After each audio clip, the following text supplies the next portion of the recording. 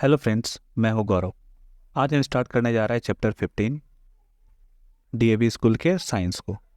पहला क्वेश्चन है, endocrine glands release into the blood stream. Endocrine glands जो होता है, हम लोग जानते हैं ग्लैंड्स दो टाइप का होता है, एक होता है इंडोक्राइन, एक होता है एक्सोक्राइन। तो इंडोक्राइन ग्लैंड्स क्या रिलीज करते हैं? ये हार्मोन्स रिलीज करते हैं। ठीक है, hormones. That is also known as the voice box. किसको हम लोग वॉइस बॉक्स कहते हैं? लैरिंग्स। ठीक है, लैरिंग्स क्या कहलाता है? वॉइस बॉक्स कहलाता है।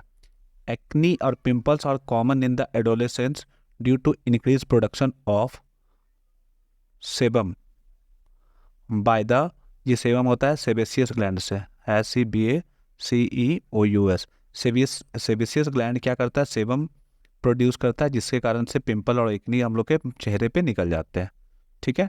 Deficiency of dash reduce the absorption of calcium by the body. कहता है किसकी कमी के कारण बॉडी में जो कैल्शियम का एब्जॉर्प्शन नहीं हो पाता है? ये होगा विटामिन डी।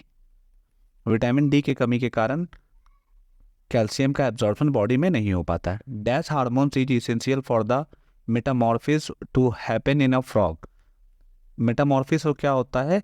जो बॉडी का ना, चैप्टर 14 में हमने देखा था कि जो, जैसे मान लेते हैं टेडपोल जो होता है, टेडपोल से क्या बनता है? फ्रॉग बनता है। तो जो एडल्ट में, मतलब जो यंग वंश से जब एडल्ट जब वो बनता है तो उसके बॉडी में जो चेंज आते हैं उसी को हम लोग क्या बोलते हैं? मेटामॉर्फिस बोलते हैं। ठीक है। तो जो कौन से हार्मोन्स के कारण ये मेटामॉर्फिस कर पाता है टेडपोल से फ्रॉग में? तो ये होगा थायरोक्सिन। थायरोक्सिन। ओके। अगला है, dash are the chromosome other than the sex chromosome. कहता है सेक्स क्रोमोजोन के अलावा कौन सा क्रोमोजोन है? उसको कहते हैं हम लोग ऑटोसोम। ओके। आते हैं नेक्स्ट। नेक्स्ट है मैचिंग। ओवेरी, ये हो गया प्रोजेस्ट्रॉन। पैनक्रियाज, पैनक्रियाज का हो गया इंसुलिन। ये सब ग्लैंड्स, मतलब है ना, पैनक्रियाज जो है ग्लैंड्स है जो कि इंसुलिन हार्मोन्स को रिलीज करते हैं। तीसरा हो गया एड्रेनल, ये हो गया एडिलाइन। टेस्टेस, ये हो गया टेस्टोरेन। थायराइड, ये हो गया थायरोक्सिन। आगे बढ़ते हैं। The period of a life marked by the rapid change leading toward sexual maturity is known as puberty. कहते हैं कि जो लाइफ का वो पीरियड जब उसके बॉडी में बहुत ही ज़्यादा चेंज आता है, सेक्सुअली चेंज आता है, उसको हम लोग क्या बोलते हैं? उसको प्यूबर्टी कहते हैं हम लोग। आगे बात करते हैं। The onset of menstruation in a human female is known as menarche. Okay. The hormone which control the body response to stress is known as adrenaline. Adrenaline hormone ही क्या करता है? बॉडी के कंट्रोल करता है स्ट्रेस को।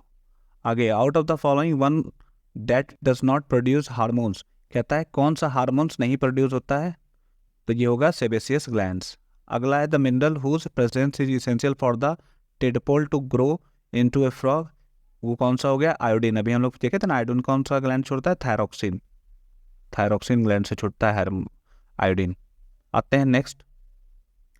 D है, state the meaning of the term adolescence. Adolescence क्या होता है? Adolescence is the stage of transition from childhood to adulthood. कहता है एडोलेसेंस वो स्टेज होता है ट्रांजिशन का, मतलब चेंज का, जो चाइल्डहुड से एडल्टहुड, एडल्टहुड में आने में जो चाइल्डहुड से जो चेंज होता है उसी को हम लोग क्या बोलते हैं? एडोलेसेंस बोलते हैं।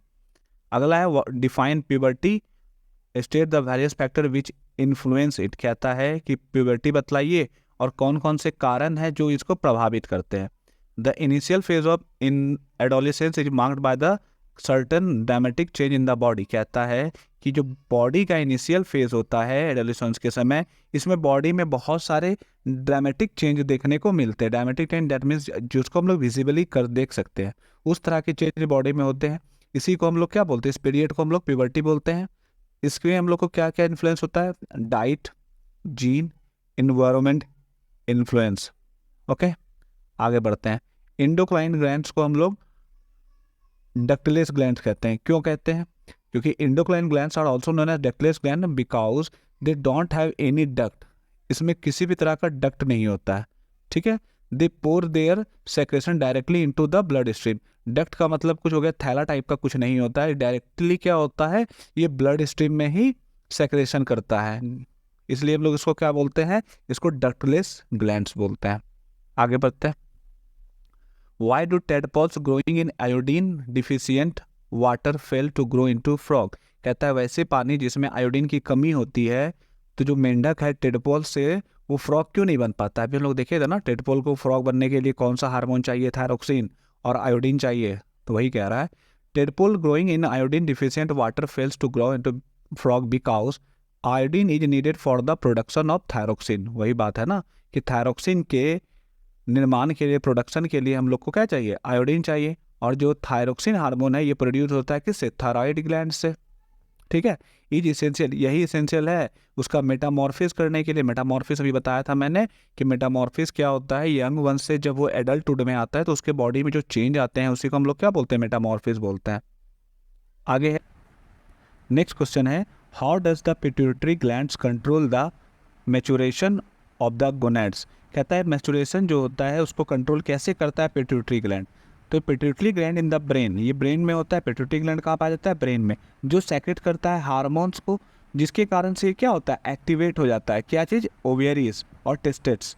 ये क्या होता है, पिट्यूटरी ग्लैंड्स जब हार्मोन्स को सेक्रेट करता है तो ओवेरीज और टेस्टेट्स में, ठीक है, ये क्या हो जाते हैं, एक्टिव हो जाते हैं और ये प्रोड्यूस करने लगते हैं एस्ट्रोजन, प्रोजेस्टेरॉन और टेस्टोस्टेरॉन।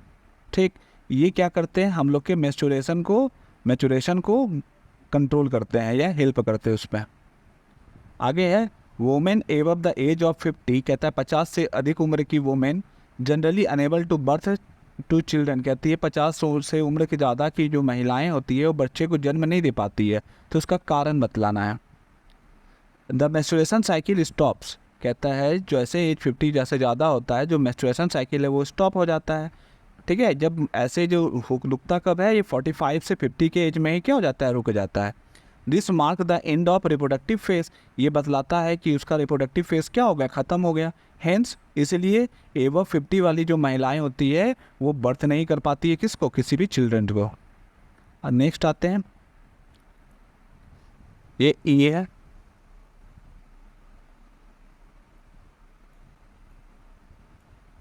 सी छूट गया था, सी है the pituitary of a life, ये हो गया है।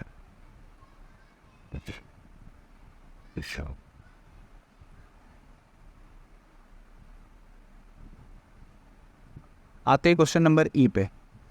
In list the change which occur in the male and female during puberty. कहता है प्यूबर्टी के दौरान मेल और फीमेल में किस किस तरह के चेंज आते हैं उसी को हम लोग बतलाना है।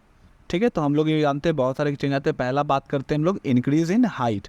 कहता है onset of the puberty period usually result in a dramatic sudden and visible increase in height and weight. कहता है जैसे प्यूबर्टी पीरियड स्टार्ट होता है तो आपको बहुत ही आसानी से, ठीक है, और अचानक टाइप का ऐसा हाइट ग्रोथ होगा जब और वेट होगा जो कि आसानी से विजिबल हो जाएगा।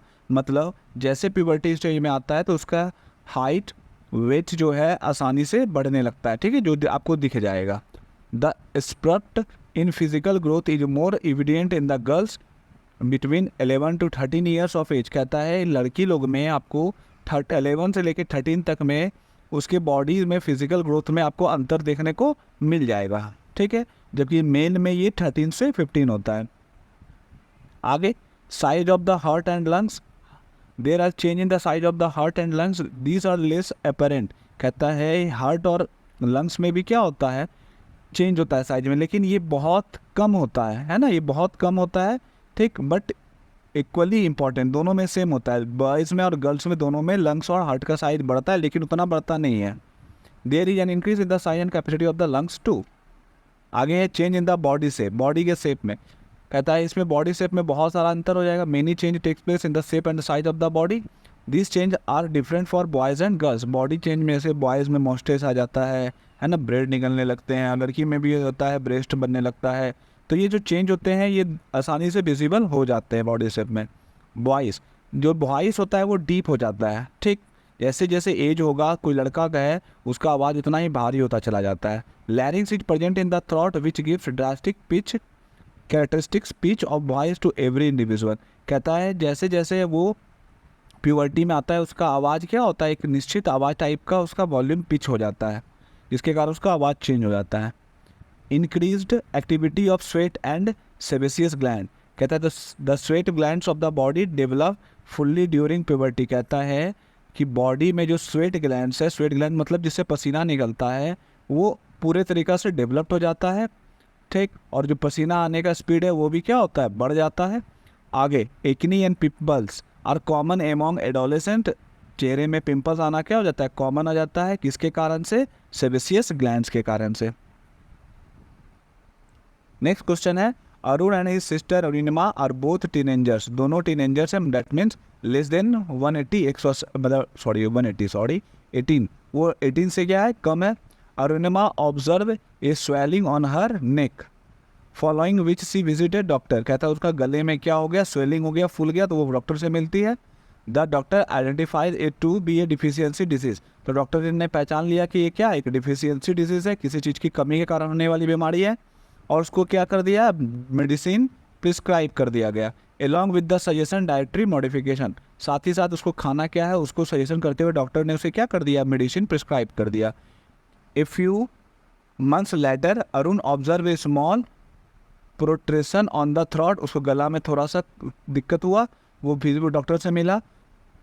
ऐसे उसको डॉक्टर क्या बताया कि doctor assured him that it is a normal feature in boys in his age. मतलब देखते होंगे गला क्या होता है, थोड़ा सा ऐसे निकल जाता है, वो हो गया था। आगे बढ़ते हैं।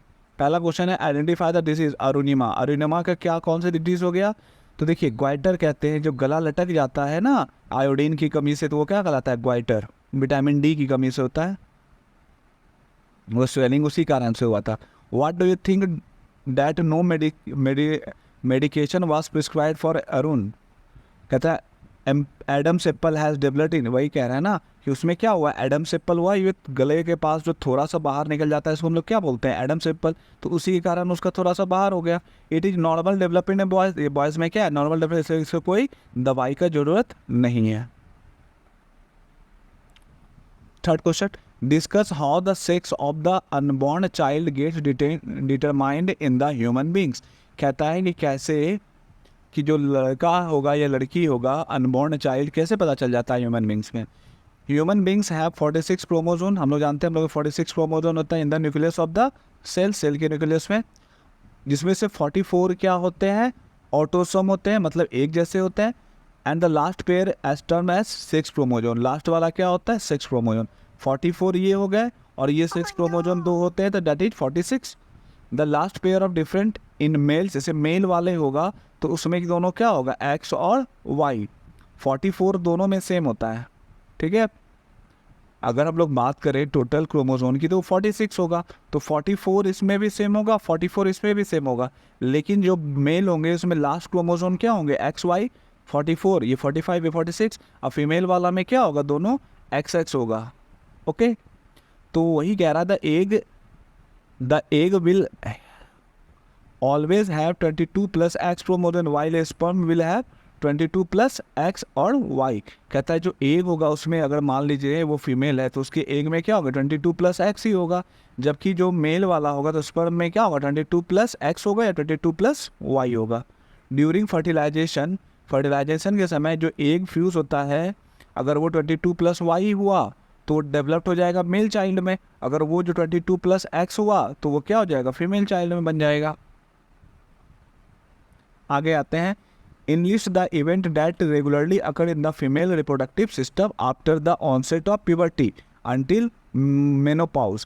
कहता है कि फीमेल के रिप्रोडक्टिव सिस्टम में वो कौन सा चेंज है जो हमेशा होते रहता है मेनोपॉज होने के बाद। मेनोपॉज मतलब जब वो प्रेग्नेंट होती है उसके पहले तक, क्योंकि उसमें बॉडी में क्या क्या चेंज होता है हम लोग जानते हैं। The cycle of the event which generally happens over every 28 days is called menstrual cycle. कहता है कि हम लोग जानते हैं जो घटना होती है 28 डेज में, मेंस्ट्रुएशन साइकिल कहते हैं उसको, है ना, जो 28 डेज में उसमें होता है। One egg from either of the ovaries become mature. कहता है इससे एग जो होता है दोनों ओवेरीज में से किसी एक का मैच्योर हो जाता है, ठीक है, मेंस्ट्रुएशन साइकिल में। The egg is release by the ovary, और वही एग क्या होता है, ओवेरी से रिलीज होने लगता है। It ridges the oviduct, ovary से रिलीज होकर के वो कहाँ जाता है, ओविडक्ट में आ जाता है। The uterus prepare for possible pregnancy by making a thick lining of blood vessels, और जो यूटेरस होता है वो प्रेगनेंसी को कंफर्म करता है। कब? जब वो एक उसमें लाइनिंग बन जाएगा। It fertilization does not take place, अगर मान लेते हैं फर्टिलाइजेशन नहीं हुआ, अगर मेल और फीमेल वाला इंटरसेक्ट नहीं किया गैमेट्स, तो ये क्या होगा? साइकिल ख़त्म हो जाता है और ये क्या होता है? ब्लड के रूप में यूटेरस से बाहर आने लगता है। All this matter are release out through the vagina, vagina के फीमेल के वेजाइना से बाहर आने लगता है। इसी को हम लोग क्या बोलते हैं? मेंस्ट्रुएशन बोलते हैं। और ये जो है 3 से 6 दिन तक चलता है। आगे बढ़ते हैं। Highlight the importance of exercise and good personal hygiene and during adolescence. कहता है कौन, मतलब एक्सरसाइज हम लोग के लिए क्यों ज़रूरी है और पर्सनल हाइजीन क्यों ज़रूरी है एडोलेसेंस के टाइम। आगे बढ़ते हैं। क्वेश्चन है, आंसर है, just like food exercise is daily requirement of during adolescence. कहता है जैसे खाना ज़रूरी है वैसे ही एडोलेसेंस के समय एक्सरसाइज ज़रूरी है। Scientific evidence indicates that walking, jogging, running and playing games stimulate the growth process and keep the individual fit. कहता है साइंटिफिक एविडेंस मिला है कि जो टहलना हो गया या जॉगिंग हो गया, रनिंग हो गया या गेम्स खेलना है, ये स्टिमुलेट करता है, बढ़ा देता है ग्रोथ को, ठीक है, और हम लोग को क्या रखता है? फिट रखता है। Exercise also help in better digestion of food. Exercise से हम लोग का डाइजेशन भी अच्छा होता है। More efficient elimination of toxin, और बॉडी से जो टॉक्सिन है वो भी क्या होते हैं? बाहर निकल जाते हैं। It improve the blood circulation, exercise करने से ब्लड सर्कुलेशन बढ़ता है। रेस्पिरेटरी इफिशियंसी लंग्स का बढ़ता है। फिजिकल एक्टिविटी कॉम्बैक्ट, लड़ता है किससे? स्ट्रेस से और स्ट्रेन से एडोलेसेंस के टाइम। लास्ट और क्या है? Importance of hygiene. हाइजीन ये तो हो गया एक्सरसाइज, अब हाइजीन का बात करते हैं। Adolescence need to know how to take care of their evolving and changing body. कहता है एडोलेसेंट को ज़रूरत होती है कि उसके बॉडी किस तरह से चेंज कर रहा है ना, वो इवॉल्व हो रहा है। Bathing daily, use of a proper soap, maintaining dental and oral hygiene, care of eye and ear and proper grooming और some of the habits of adolescent need to follow regularly. कहता है कुछ ऐसी आदत जैसे डेली नहाना, okay, proper shop का इस्तेमाल करना, डेंटल और ओरल हाइजीन का ध्यान रखना, ईयर आइज़ का ध्यान रखना, है ना, ये सब कुछ ऐसी आदत है जो कि हम लोग को एडोलेसेंट के समय रेगुलरली अच्छे से फॉलो करने चाहिए। आई होप कि आपको ये अच्छी लगी होगी। बाय, मिलते हैं नेक्स्ट चैप्टर में।